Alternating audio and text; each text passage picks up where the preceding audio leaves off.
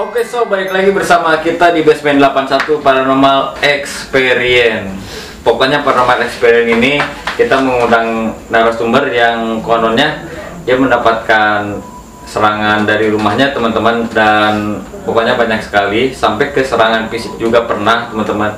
Dan di sebelah kiri kita narasumbernya, tolong kenalin dulu. Ya teman-teman, kenalin nama gua Dede Fajar ya. Nah, nama gua Dede Fajar teman-teman. Dan punya IG tidak? Oh punya teman-teman, IG gua Dede Fajar _ PAJR. Dede _PAJR. Dede _PAJR teman-teman. Kalau kalian mau stalking kepo-kepoin, langsung aja kunjungi apanya IG-nya ya. Iya. Dan jangan lupa kita ada apa ya namanya, live streaming di Facebook teman-teman, buat teman-teman dari YouTube yang nggak tahu kita kalau live streaming. Soalnya kita juga nggak ngupload beberapa bulan gitu teman-teman ya, seri juga. Nanti kalian lihat aja di situ, kita aktif di situ, dan kita juga mau ada sesi-sesi kayak gitu teman-teman di Facebook kayak gitu ya. Mungkin kita langsung aja ke ceritanya dari Fajar ya.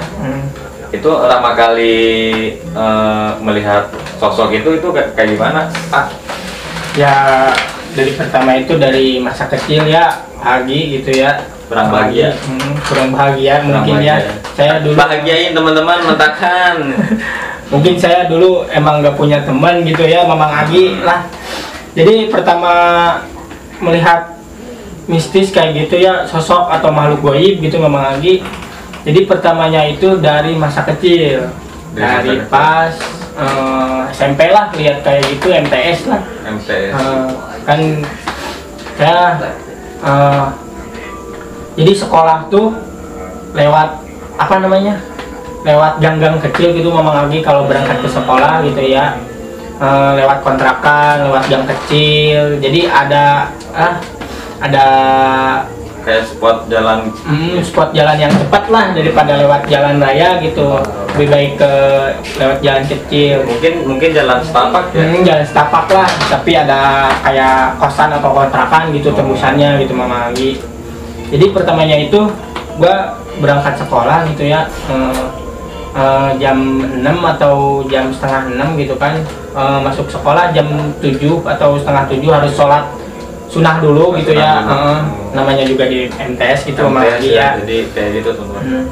Jadi pertamanya itu berangkat pagi jam setengah 6 atau jam 6 gitu ya, berangkat dari rumah lewat jalan setapak itu Mamang Agi kan. Jadi ada kontrakan gitu ya Mamang Agi, kontrakan. Jadi ada pintu gitu, jadi nggak kelihatan kalau kontrakan itu ada gitu ya. Emang itu ada pintu gitu. Oh, jadi kayak benteng penghalang gitu kali ya. Tapi ada pintunya buat.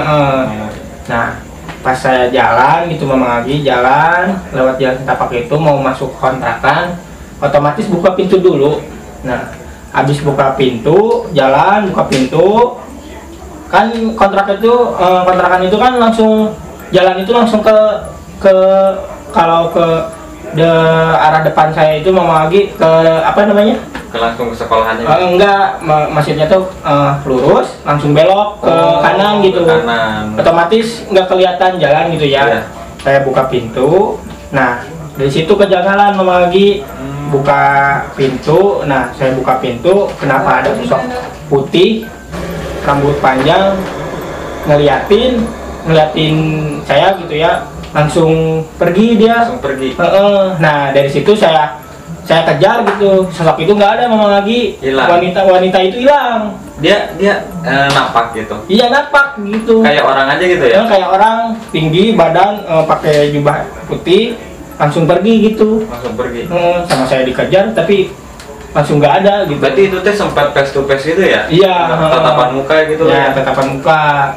Nah, habis itu kan, habis lihat gitu, emang dari situ apa namanya, badan enak gitu ya. Enak gitu, sehat-sehat aja. Nah, habis ngeliat itu jam setengah 10 tuh habis istirahat, saya tuh emang nggak enak badan, tiba-tiba nggak enak badan, kayak pusing mual gitu Mamang Agi. Nah, dari situ saya izin pulang. Habis izin pulang, emang muntah-muntah terus gitu Mamang Agi setelah ngeliat orang sesosok itulah wanita itu ya yang berjubah putih pulang izin sakit. Nah dari hari ke-1 itu cuma mual terus Mamang Agi, mual, pusing. Nah kayak cara bahasa Sunda mah nambru lah, iya. Sakit gitu, langsung sakit gitu ya, sakit, panas tuh kayak panas. Nah ke hari keduanya nyerang ke itu apa namanya Mamang Agi, ke badan panas, malah nambah panas gitu ya, nambah panas. Nah hari ketiga, habis hari ketiga tuh apa namanya muntah tuh, malah muntah terus. Udah berobat sih Mamang Agi, udah gitu ya. Oh, udah berobat. Udah berobat, tapi tetap masih apa namanya, masih belum sembuh lah gitu, belum sembuh. Kenapa obat juga belum sembuh. Nah 3 hari 4 hari belum sembuh. Nah ke 5 hari saya berbaring gitu ya, baring di depan TV ya, namanya juga orang sakit nggak mau di kamar ya, dan emang nggak enak gitu ya. Nah habis 5 hari itu si sosok itu muncul, saya pas lagi tidur Mamang Agi. Jadi apa namanya, jadi ada ruang baju di dekat TV gitu ya, di dekat TV. Jadi di dekat TV ada ruang baju, khusus baju doang gitu ya. Nah si sosok itu muncul, saya di apa namanya, di baring di depan TV. Nah si sosok itu muncul dari kiri, dari pintu masuk gitu. Iya dari pintu masuk rumah yang dulu. Nah masuk, dia ngelewatin di depan. Nah di gapnya di depan TV. Dia datang. Nah habis datang dia tuh senyum Mang Agi. Senyum lagi. Senyum. Sosok itu tuh. Senyum datang ke rumah. Langsung senyum ngeliatin saya. Nah datang langsung senyum di depan saya gitu ya, lagi baring. Dia senyum ke saya, langsung pergi ke apa namanya, kamar baju. Pas dilihat nggak ada, ya otomatis saya apa namanya, kaget, nangis lah gitu ya, namanya masih kecil gitu ya ngelihat sosok gitu. Nah disembuhin sama apa namanya, sama orang yang bisa. Ya orang yang bisa lah gitu ya, orang yang bisa. Habis orang yang bisa sama kakak didatangin, kata orang bisa. Jadi saya tuh disukai oleh makhluk itu. Oh jadi makhluk itu tuh suka. Anjir, gila epic banget teman-teman. Gimana kalian dalam posisi Bang Fajar ini ya di stalkingin hantu teman-teman. Hantu tuh stalking langsung datang ke rumahnya, anjir gila dah. Kalau mantan kan biasanya kalau stalking cuma ngeliat IG ya, lihat kayak gitulah ya. Segila dah, emang epic banget. Emang apa namanya, emang hantunya emang cantik gitu ya. Cantik tapi rambut panjang, jubah putih. Ya kirain saya tuh orang. Ya nggak tahu lah. Iya sih, namanya juga teman-teman dalam kondisi jam 6 apalagi ya itu. Jam 6 pagi itu kan langit juga masih gelap kan ya. Masih gelap juga. Kebetulan Bang Fajar ini lewat dan ketemu sosok itu juga kali.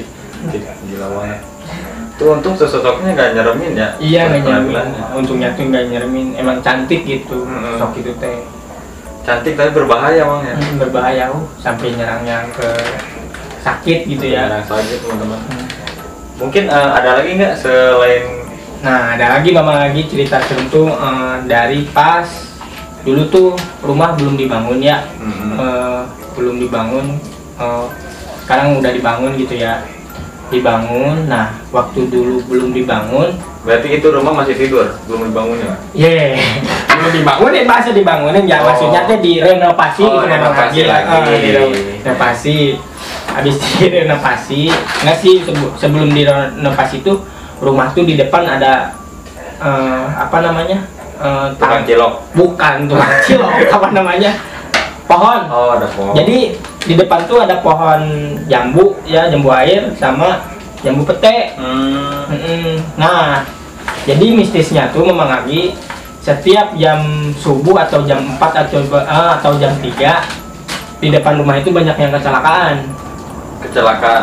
Oh mungkin jalan di depan rumah tuh jalan raya, jalan raya, akses jalan raya lah, jalan ke PT atau kemana gitu ya. Nah kejanggalannya itu setiap Jumat atau Minggu gitu ya, di depan rumah tuh pagi-pagi jam 4 subuh selalu ada yang kecelakaan gitu Mama lagi. Kecelakaan. Pas pertama tuh kakek-kakek gitu ya mau belanja ke pasar. Pas habis belanja ke pasar dia otomatis pulang lagi. Nah, kata di depan rumah habis pulang dia kecelakaan di depan rumah. Kecelakaan di depan rumah, otomatis kita kalau ada yang ngedengar yang kecelakaan bangun ya, ngegubrak gitulah. Nah kita keluar, semua orang rumah keluar, ditanya tuh Mama Anggi, kenapa tadi ada orang yang lewat nyebrang tapi pakai jubah hitam gitu. Setelah kecelakaan si kakek-kakek itu ya bilang apa namanya, ada yang lewat tapi orangnya nggak ada pas dia jatuh, pakai jubah hitam nyebrang lah pokoknya mah, nyebrang jalan itu ya di Islam. Udah tak gitu terus gitu ngomong lagi setiap malam Jumat, malam Minggu gitu. Mungkin orang rumah jadi curiga, heran lah. Datang tuh sekali lagi ke kayak ke Ustadz gitu ngomong lagi, kenapa di depan rumah itu kata orang-orang banyak yang nyebrang pakai jubah hitam setiap mau subuh, banyak yang kecelakaan. Ternyata kata orang Ustadz ya, Pak Ustadz gitu, di situ teh jadi ada yang mindahin sosok perempuan. Dulunya tuh perempuan itu diperkosa tapi udah diperkosa dibunuh gitu. Jadi penasaran itu sih. Ya jadi dipindahin sama orang yang bisa waktu dulu, dipindahin ke pohon jambu. Di situ kan ada pohon jambu saya tadi bilang. Jadi dia tuh diperkosa waktu dulunya. Nah habis diperkosa dibunuh. Dulunya itu si perempuan itu, terus dia tuh bukan orang situ ngomong lagi, bukan orang situ, si sosok makhluknya itu. Sosok makhluk itu padahal dia tuh kayak kita kampung sini. Nah dia di kampung sebelah kayak gitu. Beda kampung gitu teman-teman. Jadi sosok itu. Jadi mungkin kejanggalannya dulu di kampung sebelah, tapi ada yang namanya yang mungkin banyak kecelakaan sama di sana. Mungkin ada yang nyaranin untuk dipindahin aja. Gitu kayak gitu kata Ustadz. Itu dipindahin ke pohon jambu itu yang di depan rumah itu. Ya sama aja ya teman-temannya di sana udah kecelakaan, di sini udah pindahin pohon jambu itu kecelakaan. Iya makanya sama aja. Nah disaranin Ustadz itu pohon itu tebang aja daripada itu terus. Nah udah jadi terus jadi nggak ada kecelakaan lagi lagi adanya teh. Alhamdulillah sampai sekarang gitu. Dulu mah pernah sering kecelakaan subuh atau jam 12 hari Jumat atau hari Minggu. Di depan rumah itu. Gila anjir. Mungkin kayaknya si sosok itu tuh kayak minta antar lagi gitu. Kalau minta didoain ya teman-teman ya. Gini Mama lagi pernah ya pulang. Saya pulang lihat sosok itu sih. Jadi pulang main gitu. Pulang main. Jadi sebelum tadi cerita sebelum selesai ya, jadi saya tuh pulang main jam 12 atau jam 2 ya pulang tuh. Nah sebelum pulang itu saya ngaso lah, nyantai dulu di depan rumah, main HP. Dulu tuh di depan ada batu kali yang numpuk lagi. Nah batu kali, nah di samping batu kali pohon petai sama pohon jambu. Nah saya nggak sengaja main HP sendirian gitu ya, jam 1, jam 12, jam 2 gitu nggak tahu. Nah saya mainin HP. Nah pas mainin HP, kenapa lihat batu kali itu kayak perempuan yang lagi duduk di batu kali itu? Tapi ngadap ke jalan. Pakai baju putih? Iya. Jadi rambutnya panjang seperti tadi cerita yang di ini. Sosok yang awal apa bukan? Bukan sih, mungkin bukan itu mah, mungkin penghuni pohon jambu itu. Iya. Itu sempet face juga ngeliat tadi. Enggak, dia ya saya kaget kan. Sekarang mana ada sih perempuan pakai putih jam segitu duduk di batu kali. Ya otomatis saya lihat langsung langsung lari lah. Kabur gitu. kabur lah, nggak tahu lah Itu si sosok itu posisinya ngebelakangin apa? Ngebelakangin, jadi ngebelakangin. Gitu. Jadi saya duduk di depan rumah, dia ngadap di ke jalan raya. Gila. Udah lah. Kuntai teman-teman. Susah kalau sama perkuntaian mah. Jadi gue juga ya pernah ada yang bilang gitu kalau si kuntilanak ke belakang itu sebenarnya itu nggak ngebelakangin tapi ngeliatin kita, hanya saja si rambutnya itu ke depanin. Mungkin kayak gitu Mungkin ya. kayak gitu kan ya, tapi kita juga kan belum tahu kan, itu masih mitos lah teman-teman kayak gitu kan. Gila, saya epic banget itu tangkal jambu ya.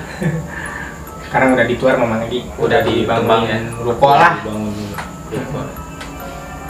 Tapi sama aja sih ya, soalnya di sana dipindahin, di sini pindahin di situ. Kenapa nggak dipindahin aja ke mana gitu ya, kalau nggak didoain gitu ya. Biar sempurna lah Iya, gitu. biar sempurna gitu kan ya. Itu terus selanjutnya ada lagi nggak tentang Ada pengalaman horor lagi Bu, banyak lagi ya. Berarti banyak banget teman-teman. Kenapa berarti, ya? Bang Fajar ini salah satu anak IndiHome apa gimana? Enggak, bukan IndiHome, bukan Indigo lah intinya mah ya. Kenapa gitu kenapa harus dikasih lihat gitu kayak makhluk gaib gitu? Ya, dulu emang nggak pernah nggak pernah ilmu atau apa gitu ya, paling cuma kan dari kecil ya. Cuma selalu ikutan tawasulan kayak gitu Mama. Mungkin dari situ mungkin ya. Nah, habis gaib itu dulu kan baru lanjut lagi ya Mang terus alhamdulillah ya Mang si orang tua punya rezeki lah dari Allah gitu ya, pengen renovasi rumah gitu dari yang dulu pengen jadi rumah yang modern sekarang gitu ya. Jadi cerita mistisnya itu dari orang tukang pembangunan gitu ya. Jadi tukang pembangunan. Jadi tukang pembangunan dirubuhin tuh udah ya, dirubuhin Si rumah itu dirubuhin semua, bikin pondasi itu ada 3 hari 4 hari 5 hari gitu ya.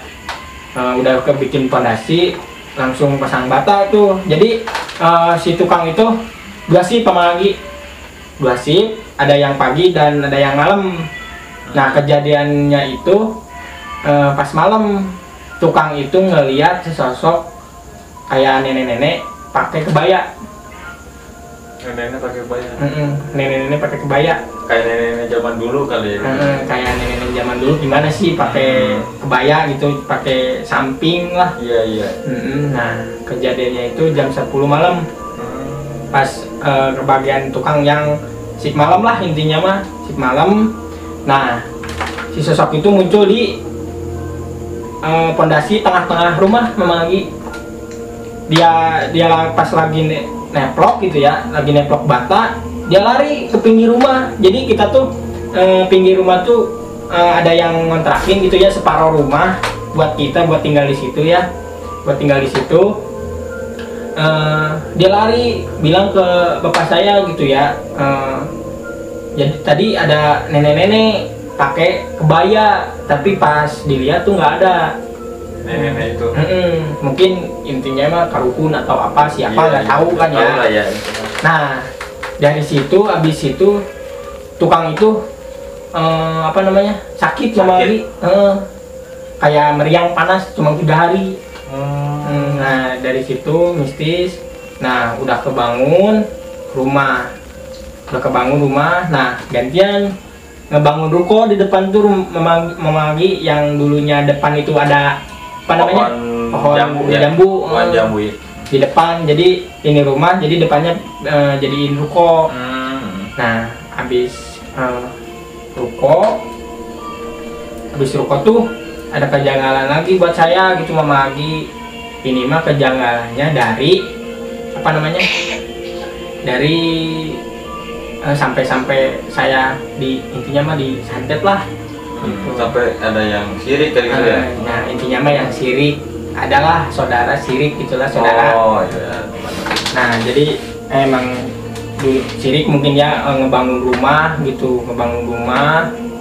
Jadi udah rumah jadi tinggal ruko. Nah pas ngebangun ruko itu saya apa namanya ngerasa main tuh ya, main ke temen, jadi badan tuh sehat-sehat aja kayak dulu, sehat-sehat aja, main sehat-sehat aja. Habis sehat-sehat main pulang jam 2 emang sehat, tidur apa namanya, tidur malam ya gitu ya, emang tidur. Nah kerasa kerasa dimainin gitu ya, jadi nyerangnya itu ke apa namanya, ke ini nih, ke ginjal.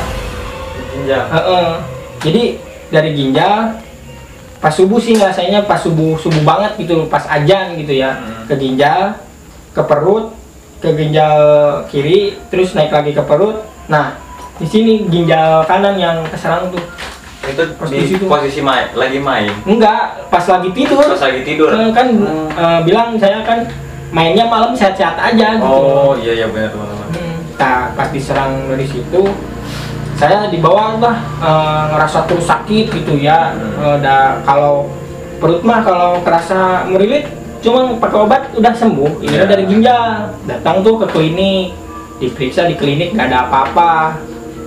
Minum obat doang ya, minum obat udah pulang. Kalau kerasa lagi kata dokter lebih baik ke rumah sakit gede aja gitu. Kan itu ke klinik. Nah udah ke klinik kerasa lagi, memang lagi itu jam 7 pagi. Sama itu posisinya dari ginjal ke atas terus ke bawah lagi terus pindah gitu kan ya, pindah kerasa kan tadi disaranin sama dokter lebih baik ke rumah sakit aja.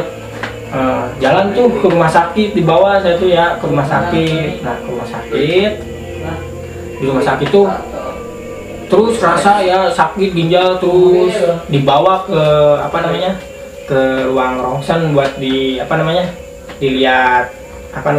dalam. Ternyata cuma ginjal bengkak doang lagi. Kalau batu ginjal tuh ada apa namanya, ada butiran-butiran katanya. Tapi pas dilihat ini tuh nggak ada apa-apa, baik-baik aja, tapi cuma bengkak doang. Bengkak. Nah terus abis itu apa namanya, kenapa kerasa wae gitu ya, minum obat udah disuntik pakai infusan pula ya. Mungkin infusan buat pereda apa namanya, nyeri atau apa gitu ya, tetep. Nah mungkin saya punya kakak gitu ya, mungkin curiga gitu ya. Mungkin curiga ada namanya lagi ngebangun atau apa gitu ya, mungkin ada yang sirik ya. Kalau namanya juga orang sirik nggak tahu kan, kita lagi bangun rumah, lagi punya rezeki gitu. Mungkin ada yang sirik. Nah si kakak tuh, kakak saya gitu, abang lah, berangkat ke Bogor gitu ya, mau nemuin kiai. Nanya lah di situ kenapa gitu ya, si adik saya nggak kesembuh-sembuh, padahal udah ke rumah sakit, udah minum obat, tapi tetap kerasa gitu. Tapi cuma di ginjal tuh cuma bengkak doang. Nah bertanya ke kiai, jadi yang dijelasin kiai itu ini mah ada yang sirik gitu. Kayak intinya katanya disantet lah intinya mah, dikirimin penyakit kirimin penyakit.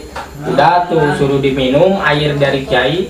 Nah dari situ lagi kejanggalannya, pas diminum adalah setengah jam udah nggak kerasa lagi pas air itu diminum gitu. Air doang lah intinya mah. Nah situ jadi nggak kerasa. Nah saranin dokter udah nggak kerasa, di rongsen lagi tuh, mama lagi di rongsen udah nggak bengkak gitu lah, udah nggak bengkak. Habis udah nggak bengkak disuruh pulang. Nah itu yang jadi janggal ya. Walaupun kesannya beberapa hari di rumah sakit ya, cuman pas sempat di rongsen juga itu nggak ada batu ginjal, cuman ginjalnya kayak bengkak doang ya, kayak yang bengkak gimana sih, bengkak gitu. Daging itu bengkak. Iya yang jadi ya habis logikanya gitu kan, pas dikasih air dari Pak Kiai mungkin ya, terus langsung jeral, langsung nggak ada itu, nggak ada, langsung sembuh aja kayak biasa normal. Iya biasa normal gitu. Udah gila ya teman-teman. Udah beberapa hari ngerasain lagi, habis mungkin udah kakak curiga kali ya. Mungkin ini mah bukan masalah penyakit atau udah kejanggalan, ada yang ngirimin ya, ngirimin goib lah kayak gitulah. Gila teman-teman. parah ya, itu sampai ke serangan fisik bahkan teman-teman. Jadi sepertinya si ginjalnya suruh dicederain dan suruh beli ginjal lagi teman-teman. Seperti itu. Sepertinya mirip penyakit itu biar kita masuk rumah sakit. Jadi rezeki kita tuh biar ngalir terus biar habis gitu. Biar habis teman-teman. Parah banget. Pokoknya buat kalian kalau misalnya punya masalah-masalah, tolonglah jangan sampai kayak gitu teman-teman. Ada sifatnya manusia itu saling memaafkan ya, dan bisa bermusyawarah kalau apa yang ada dipermasalahkannya. Terus itu katanya Cina pernah juga diteror sampai mobil juga hidup sendiri tuh. Nah, gimana itu? Jadi gini ceritanya Bang Anggi, kalau masalah mobil tuh pernah nyala sendiri gitu ya. Jadi ceritanya tuh udah tuh selesai ngebangun, habis selesai ngebangun, jadi si bapak tuh masih ada rezeki. Jadi dulu pernah punya mobil tapi dijual lagi, tapi beli lagi gitu ya Mama Anggi. Habis selesai semua pembangunan, nah si bapak tuh beli mobil lagi gitu ya. Mungkin sama aja gitu ya, saudara sirik gitu. Iya. Masih sirik gitu ya. Nah jadi pertamanya tuh udah beli mobil datang, jadi saudara tuh lihat kalau kita masukin mobil, dia tuh nanya itu mobil siapa, itu mobil si bapak baru gitu ya. Nah dari situ mungkin ya apa namanya masih sirik gitu. Nah udah 2 hari itu mobil di rumah. Nah ketiga harinya tuh saya sama pulang main malam, si mama masih bangun terus ngobrol, udah ngobrol tidur tuh ya, tidur. Nah kejadiannya itu memang pada jam 3, jam 2, jam 3 lah ya, jam 3. Nah pertamanya itu mobil kayak yang ngidup sendiri, starter lah. Si mobil starter sendiri. Starter sendiri. Bayangin sekarang kunci ada di lemari. Keluarga juga lagi di dalam gitu. Di dalam. Mungkin keluarga otomatis kaget ya. Takut maling atau siapa. Iya, benar. Pas ngeliat nggak ada tuh. Mungkin ya shock lah. Masa sekarang kunci ada di dalam gitu ya. Masa mobil bisa nyala sendiri. Nah udah tuh dihiraukan. Udah tuh tidur. Ada lagi Mama Agi, si mobil tuh klakson sendiri, terus lampu-lampu mobil tuh hidup sendiri. Semuanya nyala. Nyala semuanya. Udah gila teman-teman. Udah gila ajib. Mungkin setannya yang nyantetnya bisa nyalain mobil gitu ya teman-teman ya. Itu udah kan hebat. Dalam logika kan starter kan istilahnya harus buka pintu dulu. Apalagi kan kalau mobil sekarang tuh udah otomatis lah ya, gitu. Otomatis kalau kayak kunci udah jauh. Ya intinya mah gini aja.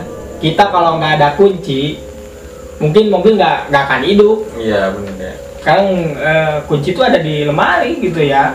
Di lemari kenapa dia hidup sendiri? Dan sekarang gini konslet satu kabel mungkin ya kalau starter mobil nggak akan ini. Iya benar, nggak akan kuat kali ya. Lagi pula kan itu kan mobil baru juga kan ya. Iya. Masa mobil baru nyala sendiri, starter sendiri, klakson sendiri kan. Aduh, udah gila sih anjir itu. Itu yang jadi epicnya itu kalau misalnya kan si mobil nyala sendiri ya lampu dalamnya kan harus dicetrekin semua. Dicetrekin semua kan ya. Dari ngidupin teh gitu teman-teman. Pas ya namanya juga mobil ya, kalau harus buka kunci harus ada remote-nya dulu dari kunci. Nah dari situ lagi ya jadi kejanggalan itu kali. Nah besok harinya gitu ya, sama pulang malam main. Nah pas buka gerbang pintu dibuka, otomatis dikunci lagi gerbang. Nah pas saya masuk, ada yang ngejawab kayak yang salam, assalamualaikum gitu. Kayak ada yang nguturin gitu di belakang ya. Assalamualaikum gitu 3 kali. Disamperin tuh ya ke depan. Sekarang gini aja, apa namanya, itu ngetok dulu nggak? enggak. Nah dari situ assalamualaikum dulu mau lagi salam gitu ya, pas dicek nggak ada orang ya. Sekarang gini aja, malam-malam namu ngapain Iya, orang. benar teman-teman. Nah abis dicek hero kan, kata saya tuh hero kan aja lah mungkin. Orang atau di luar sana mungkin ya Kedengeran masuk tuh ya, ya biasa ngobrol sama si mama gitu ya. Si mama emang belum tidur jam segitu, suka nonton TV. Habis nonton TV ngobrol lah ya, ngobrol biasa. Nah ada kejanggalan lagi pas ngobrol itu sama si mama, ada yang ngetok-ngetok pintu lagi. Ngetok.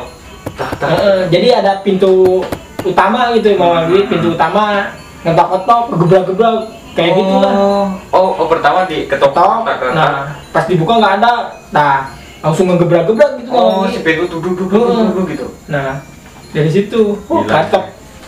Pokoknya sekarang gini aja, orang masa mau namu sekarang gini, ada gerbang. Mungkin jam segitu kita udah Udah kunci gerbang kan? Udah ngunci gerbang. Iya sih. Kalau orang mana bisa kalau manjat kedengar kalau kedengar gitu ya. Sekarang udah kotok, pintu digebrak-gebrak, ya mungkin lah kasebutnya jeri-jeriwa ngono. Gila teman-teman itu. Udah Sampai degdug gitu. Tapi kenceng teman-teman, bukan slow motion kayak gitu. Parah sih ya. Mungkin segitu saja untuk cerita dari narasumber kita, dari Dede Fajar. Segitu juga teman-teman, udah epic ya. Mungkin kalian kalau misalkan yang kepo untuk ceritanya lagi, emang masih banyak ya? Emang masih banyak gitu. Masih banyak cerita-cerita teman-teman. Ya udah, komen-komen dulu aja di bawah kalau kalian pengen lanjutin experience-nya Bang Dede Fajar ini ya.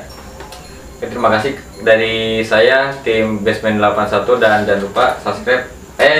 Follow IG Dede_PAJR. Dede_PAJR teman-teman. Jangan lupa juga ikutin live Facebook, dan ikutin juga fanspage kita, dan follow IG Basement 81.